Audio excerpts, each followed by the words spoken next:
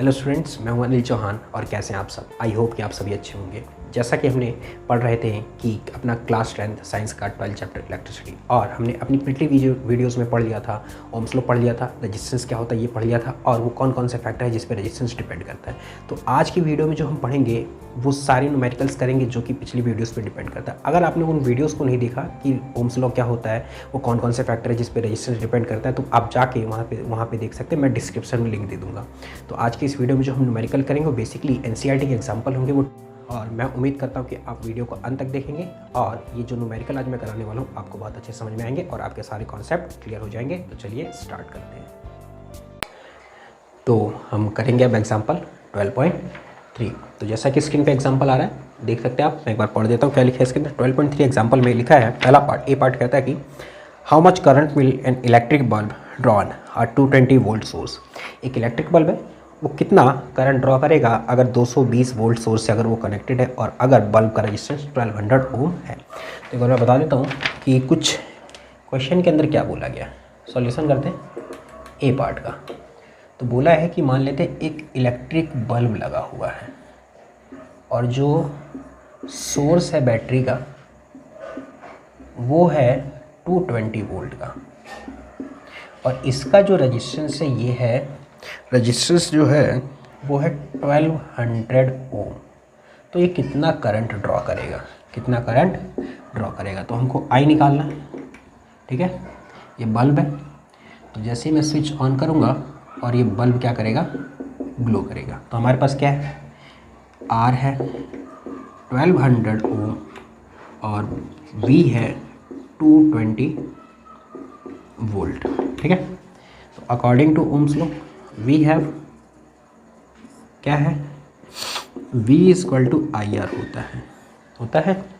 V कितना हमारे पास 220 equal to आई कितना हमको नहीं पता, आई हमको कैलकुलेट करना है, और बिल्कुल R कितना है हमारा 1200 हो जाएगा। अब ये इधर मल्टीप्लाई में इधर आएगा तो क्या हो जाएगा, डिवाइड में हो जाएगा। ये 220 डिवाइडेड बाय 1200 इक्वल टू आई, ये से जो कैंसिल हो गया, ये 11 और ये 60, जो तो आई आ गया आपका करंट आ गया 11/60 एम्पियर आ गया। आप चाहे तो इसको और काट सकते हैं। तो पॉइंट में अगर मान लो मैं 11 को 60 डिवाइड करूँ, पॉइंट लगेगा 0 1 60 50 1.0 और 8 48, तो 20 एक और 3।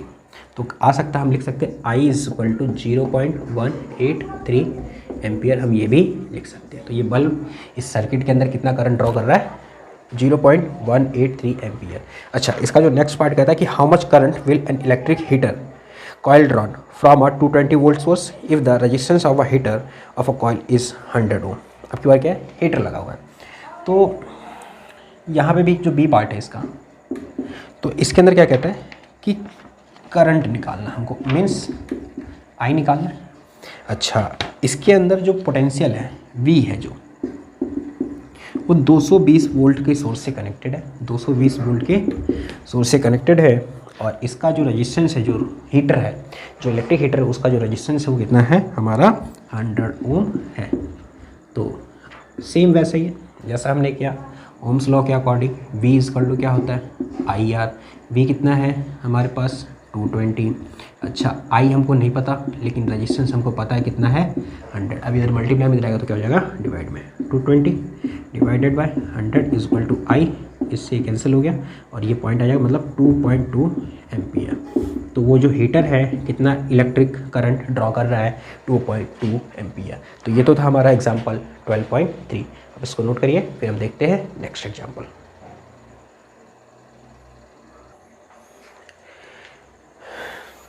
तो देखते हैं नेक्स्ट एग्जाम्पल 12.4। स्क्रीन पे एग्जाम्पल आ रहा है, एक बार मैं इसको रीड कर देता हूँ क्या लिखा है, फिर इसके बाद इसको सॉल्व करते हैं। जैसा कि लिखा है यहाँ पे कि potential difference between the terminal of a electric heater. एक इलेक्ट्रिक हीटर है, उसके टर्मिनल्स के बीच में जो पोटेंशियल डिफरेंस है वो कितना है, 60 वोल्ट है। कितना है, 60 वोल्ट है पोटेंशियल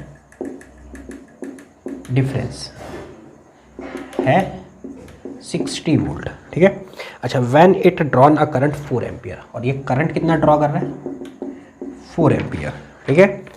तो हमको फाइंड क्या करना है, from the source what current will the heater drawn if the potential difference is increase 120 volt. मतलब कि मान लेते हैं कि यहाँ पे ये कोई भी डिवाइस है, मान लेते हैं कि यहाँ से कोई भी इलेक्ट्रिक हीटर लगा हुआ है,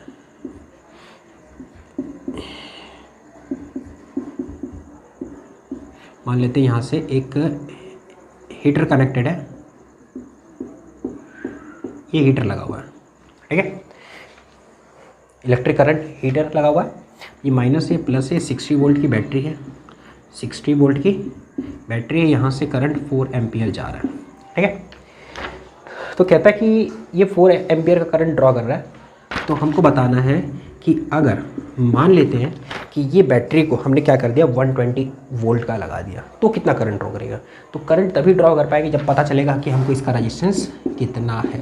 तो इसका तो पहले रेजिस्टेंस निकालेंगे, तो पहले तो रेजिस्टेंस निकालते हैं। तो वी नोट है, वी इक्वल टू क्या होता है according to Ohm's law I R होता है। अच्छा, वी कितना है 60 वोल्ट, आई कितना है 4, रेजिस्टेंस कितना है नहीं पता, ये 60/4 डिवाइड में आ जाएगा इज इक्वल टू रेजिस्टेंस, और ये कितना हो गया 15 ओम। रेजिस्टेंस की यूनिट क्या होती है 15 ओम।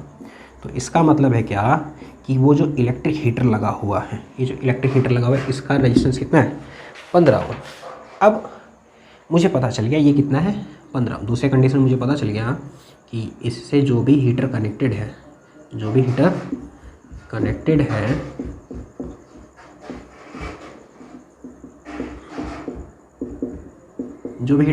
है इसका रेजिस्टेंस कितना है 15 ओम है। इसमें अब हमने बैटरी कितनी लगा दी 120 वोल्ट की, कितनी लगा दी 120 वोल्ट की। तो नाउ इफ़ रेजिस्टेंस कितना आ गया 15 ओम, बैटरी लगा दी कितने वोल्ट की 120 वोल्ट की, ठीक है। तो अब बताना है कि यहाँ से कितना करंट ये ड्रॉ कर रहा है, तो हमको करंट निकालना है। तो वी इक्वल टू क्या होता है I R, V equal to क्या होता है आई आर। वी कितना है 120, आई कितना है हमको नहीं पता, और रेजिस्टेंस कितना है 15 ओम। इधर डिवाइड में आएगा 120 डिवाइड बाय 15, तो अगर मैं इसको डिवाइड करूँगा तो 8 पे कट जाएगा। तो मतलब कितना करंट ड्रॉ करेगा ये 8 एम्पियर। मतलब सेम हीटर अगर 60 वोल्ट की बैटरी से कनेक्टेड है तो ये 4 एम्पियर का करंट ड्रॉ करेगा, लेकिन अगर उसी हीटर को मैंने 120 वोल्ट की बैटरी से कनेक्ट कर दिया तो कितना करंट ड्रॉ करेगा 8 एम्पियर करंट ड्रॉ करेगा। तो ये तो था हमारा एग्जाम्पल 12.4। आप इसे नोट करिए, फिर हम देखते हैं नेक्स्ट एग्जाम्पल। तो अब हम देखते हैं एग्जाम्पल नंबर 12.5। क्वेश्चन फ्लैश हो रहा है एग्जाम्पल, एक बार मैं पढ़ देता हूँ क्या लिखा है, फिर इसको सॉल्व करते हैं। तो लिखा है इसके अंदर कि resistance of a metal wire of length 1 metre is 26 ohm. एक वायर है जिसकी लेंथ कितनी है 1 मीटर। सॉल्यूशन करते हैं। एक वायर है जिसकी लेंथ है 1 मीटर और रेजिस्टेंस है इसका 26 ओम, ठीक है। अच्छा 26 ओम है और टेम्परेचर हमको दे रखा है, यहाँ पे टेम्परेचर है 20 डिग्री सेल्सियस। बेसिकली यहाँ पे टेम्परेचर का कोई रोल होगा नहीं, वैसे तो होता है लेकिन हमारे जो सिलेबस के अंदर है टेम्परेचर का कोई भी क्वेश्चन नहीं है। अच्छा अब हम बात करते हैं if the diameter of the wire is 0.3 mm, जो डायमीटर जो 0.3 mm है, what will be the resistivity. हमको फाइंड करना है रेजिस्टिविटी मीन्स रो फाइंड करना है। क्या फाइंड करना है nature of material, row find करना है। अच्छा तो कह रहा है कि इस टेम्परेचर के ऊपर, तो रेजिस्टेंस का हमने फॉर्मूला क्या था रो एल अपॉन ए था। अगर मैं रो की बात करूं तो क्या हो जाएगा आर इंटू ए अपॉन में क्या हो जाएगा एल। मतलब हमको रेजिस्टिविटी निकालने के लिए जो हमको चाहिए resistance, area of cross section और लेंथ ऑफ वायर। तो यहाँ पे देखोगे आप कि हमको रेजिस्टेंस गिवन है, लेंथ गिवन है, लेकिन एरिया ऑफ क्रॉस सेक्शन नहीं गिवन है यहाँ पे, लेकिन डायमीटर दिया है। तो क्या करेंगे हम पहले डायमीटर से रेडियस निकालेंगे और रेडियस से एरिया ऑफ क्रॉस सेक्शन निकालेंगे पाई आर स्क्वायर लगा के। लेकिन अब देखोगे कि यहाँ पे ये लेंथ मीटर में है और ये मिलीमीटर में, तो सबसे पहले इस डायमीटर को किस में कन्वर्ट करेंगे मीटर में, फिर रेडियस निकालेंगे, फिर एरिया ऑफ क्रॉस सेक्शन, फिर इस फार्मूले के अंदर सारी वैल्यूज़ को पुट कर देंगे, फिर हमारा क्या जाएगा रेजिस्टिविटी। तो देखते हैं कि पहले तो इसके बात करें, पहले डायमीटर की बात करते हैं। डायामीटर 0.3 mm, तो इसको करेंगे तो क्या हो जाएगा 0.3 अपॉन में 1000 मीटर हो गया। तो ये क्या हो गया 0.3 इंटू 10 रेज़ टू पावर, ये 10 की पावर 3 हो जाएगा, ऊपर आएगा तो 10⁻³ mm हो जाएगा, मीटर हो जाएगा। अच्छा, तो यहाँ पे जो डायमीटर आया 0.3 × 10⁻³ मीटर, इस पॉइंट को उधर शिफ्ट करेंगे तो यह 3 × 10⁻⁴ मीटर। अच्छा, ये तो बात होगी इसकी डायमीटर की। हमको निकालना है रेडियस। रेडियस क्या हो जाएगा, 2 से डिवाइड कर देंगे, डायमीटर का half 3/2 × 10⁻⁴ metre means 1.5 × 10⁻⁴ metre radius आ गया। अब निकालते हैं हम एरिया ऑफ क्रॉस सेक्शन। ये क्या होता है, πr²। पाई की वैल्यू 22/7, रेडियस है हमारा इतना 1.5। चलो इसे नहीं काम करते हैं, 3/2 ही लेते हैं। 3/2 × 10⁻⁴ इंटू 3/2 × 10⁻⁴। 2 बार इसलिए लिखा क्योंकि स्क्वायर है, रेडियस का क्या है, स्क्वायर है, इसलिए 1 बार और ये 2 बार। अच्छा, अब इसको हम सॉल्व करते हैं। ठीक है, सॉल्व करें तो ये 2 से 11 पे कट जाएगा, बाकी और कुछ तो कट नहीं रहा। पहले मल्टीप्लाई कर लेते हैं। पहले तो 3 3 सा 9, और 9 को जब 11 से मल्टीप्लाई करेंगे तो ये जाएगा 99। अच्छा, 7 2 सा 14 आता है इंटू 10⁻⁴, 10⁻⁴ कितना हो गया, 10⁻⁻8 हो गया। ये आ गया हमारा एरिया ऑफ क्रॉस सेक्शन। क्या आ गया, ये एरिया ऑफ, ये आएगा मीटर स्क्वायर में। अगर मैं 99/14 को डिवाइड कर 99 को 14 से डिवाइड करता हूँ तो क्या आएगा, 99 / 14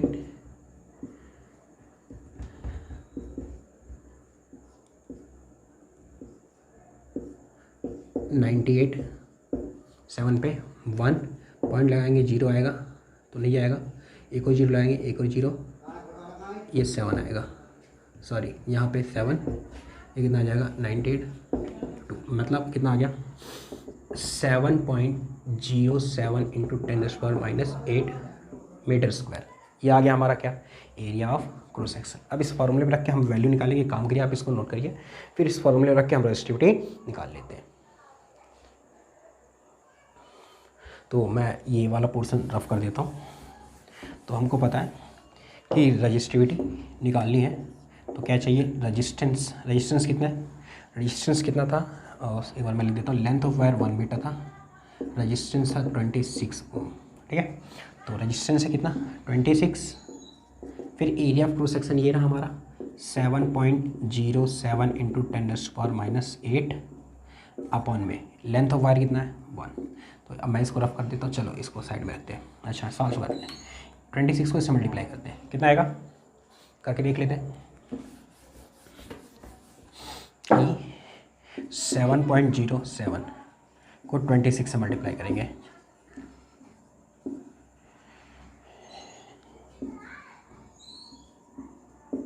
2 7 सर 14 1 1 2 8 3 8 1। अच्छा, पॉइंट कितने बाद आएगा, 2 के बाद यहाँ पे आ जाएगा, तो ये आ गया 1 पॉइंट, यहाँ पॉइंट है क्योंकि 2 नंबर के बाद है, तो 183.82 × 10⁻⁸। अच्छा, इस पॉइंट को अगर शिफ्ट करेंगे तो यहाँ से माइनस हो जाएगा, तो क्या हो जाएगा 1.8382 × 10⁻⁶ ओम मीटर, क्योंकि रजिस्टिविटी की SI यूनिट हमने क्या पढ़ी थी, ओम मीटर। तो जो भी हमको वायर दे रखी है उसकी रजिस्टिविटी कितनी है, इतनी 1.8382 × 10⁻⁶ ओम मीटर। तो ये था हमारा एग्जांपल। अब हम देखते हैं इसके बाद नेक्स्ट एग्जांपल, नोट कर लीजिए इसको। अब हम देखते हैं नेक्स्ट एग्जांपल। स्क्रीन पे एग्जांपल आ रहा है, लिखा क्या है, अ 4 ohm resistance wire is double on it, calculate the new resistance of a wire. Easy है, सॉल्यूशन करते हैं। देखो लिखा दिया क्या क्वेश्चन, मान लेते हैं एक वायर है, एक वायर है, इसका जो रेजिस्टेंस है वो 4 ओम है, इसका रेजिस्टेंस कितना है, 4 ओम है। लेकिन जब इस वायर को हम क्या कर देते हैं, डबल कर देते हैं, क्या कर देते हैं, डबल, फोल्ड करके। चलो थोड़ा सा और इसकी लेंथ बढ़ा लेते हैं, मान लेते हैं इतना लंबा वायर है ये। अब इसको जब हम डबल कर लेंगे तो ये कुछ ऐसा हो गया, डबल हो गया। ये पहली थिकनेस थी, ये जब मोड़ के लाए तो ये डबल हो गया।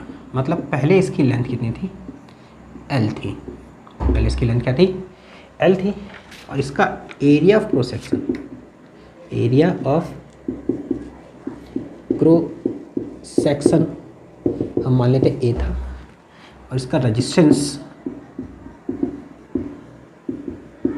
आर था। रेजिस्टेंस कितना था? आर था। लेंथ ऑफ वायर एल थी, सॉरी रेजिस्टेंस जो आर है ये कितना है? 4 ओम है। और जो रजिस्टिविटी इसकी हम मान लेते हैं वो रो है। तो अगर इसी वायर को हमने डबल कर दिया है तो इस वायर की भी जो रजिस्टिविटी है वो क्या रहेगी? सेम रहेगी। रजिस्टिविटी क्या हो गई? सेम रहेगी। लेकिन वायर की लेंथ या थिकनेस बढ़ने या कम होने की वजह से उसका रेजिस्टेंस चेंज हो जाता है। तो इसका जो है मैं मान लेता हूँ रेजिस्टेंस वो कितना हो गया? आर डैश हो गया। कितना हो गया? आर डैश हो गया। अब मुझे पता लेंथ इसकी एल थी तो इसकी लेंथ हाफ हो गई। इसकी जो लेंथ है वो कितनी हो गई? L/2 हो गई। लेकिन अगर इसका area of cross section A है तो आप देखोगे इसका डबल हो गया। तो एरिया ऑफ क्रॉस सेक्शन कितना है? डबल है। Area of cross section 2a हो गया। कितना हो गया? डबल हो गया। अच्छा, तो सॉल्यूशन जो हम करेंगे तो फर्स्ट केस के लिए तो वी नो दैट कि R = क्या होता है? रो L अपॉन में A होता है। अच्छा, रेजिस्टेंस कितना है? 4 ओम। रेजिस्टेंस कितना है? 4 ओम। रो L अपॉन में A। इक्वेशन 1 बन गई हमारी। इक्वेशन 1 बन गई। नाउ जब रेजिस्टेंस हमारा R डैश हो गया, रेजिस्टेंस हमारा R डैश हो गया, रो कितना है? वो तो रो ही है। अच्छा, L कितना है? हाफ हो गया। L/2 हो गया। अच्छा, एरिया ऑफ क्रॉस सेक्शन कितना हो गया? 2a हो गया। कितना हो गया? 2a हो गया। तो R डैश कितना हो गया? रो L अपॉन में 2 नीचे आ जाएगा तो ये हो गया 4a। ये इक्वेशन सेकेंड। तो फ्रॉम 1 and 2 तो आप क्या देखोगे कि रो L अपॉन a की वैल्यू 4 है और यहाँ पे भी रो L अपॉन a की वैल्यू क्या लिख सकते हैं हम? 4 लिख सकते हैं। तो R डैश जो हो गया वो क्या हो गया? R क्या आ गया? क्योंकि इसकी वैल्यू क्या है? R है। R अपॉन 4 और R की वैल्यू है कितनी? एक्चुअली में 4 है। तो हम यहाँ पे 4 ही लिखते हैं। तो 4 से 4 कैंसिल हो गया और जो R डैश आया वो कितना आ गया? 1 ओम आ गया। मतलब अगर हमने वायर को फोल्ड करके उसकी थिकनेस डबल कर दी तो हमने क्या देखा? उसका रेजिस्टेंस 4 ओम से कितना हो गया? 1 ओम हो गया। मतलब थिकनेस बढ़ी तो रेजिस्टेंस क्या हो गया? कम हो गया। तो ये तो थे हमारे NCERT के एग्जाम्पल थे कुछ जो कि बेस्ड थे किस पे? ओम्स लॉ पे, और कुछ रजिस्ट्रिविटी वाले कुछ क्वेश्चन थे उस पर डिपेंड थे। तो आज की वीडियो में इतना ही और नेक्स्ट वीडियो में हम बढ़ेंगे आगे के टॉपिक्स। Thank you.